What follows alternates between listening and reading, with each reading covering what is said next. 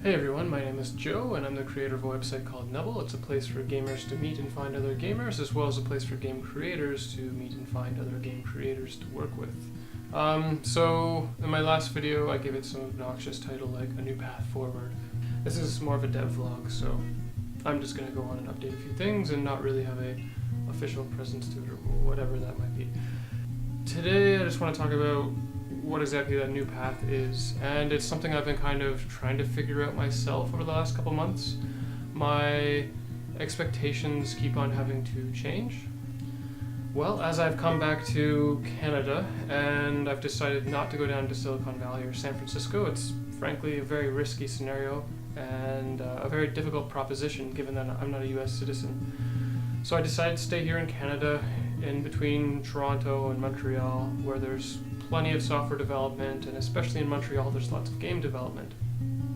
But what I've found here is the mentality is a lot more conservative, especially when it comes to incubators, which will help grow your business, help it thrive, and when it comes to investors as well.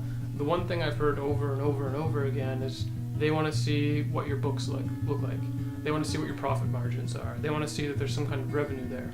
So I'm now having to adapt the business model to generate revenue earlier.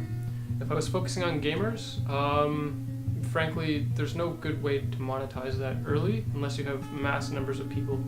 Even then, it can be a bit tricky. On the other hand, monetizing towards game developers and game creators, artists, vocal, voiceover people, composers, stuff like that, those are people who are willing to pay for this service much earlier on. And as such, that model fits a lot better for what the local community of investors and so on and so forth are looking for. So that means I've been struggling with making the decision to flip my efforts back over to game creators. Given that a lot of what I've been working on for the past half year or so has been focused on gamers, even more than that, almost the last year, now having to switch back over to game creators is like, do I really want to make this switch? Is this the wisest decision? And I think right now it is the wisest decision, and it's pretty much the only decision that I can make which will satisfy their needs.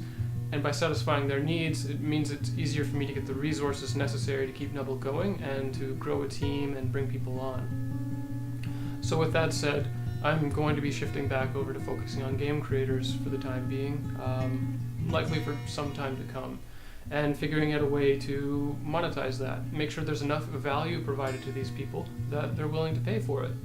They get something out of it, and Nubble gets to stay alive and keep being under development, to keep growing.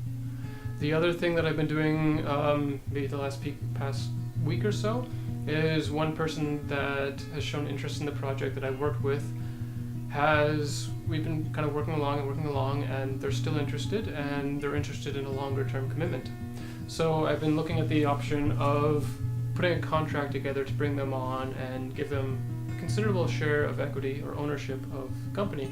And so they would be ideally coming on as more of a co-founder role than an employee role.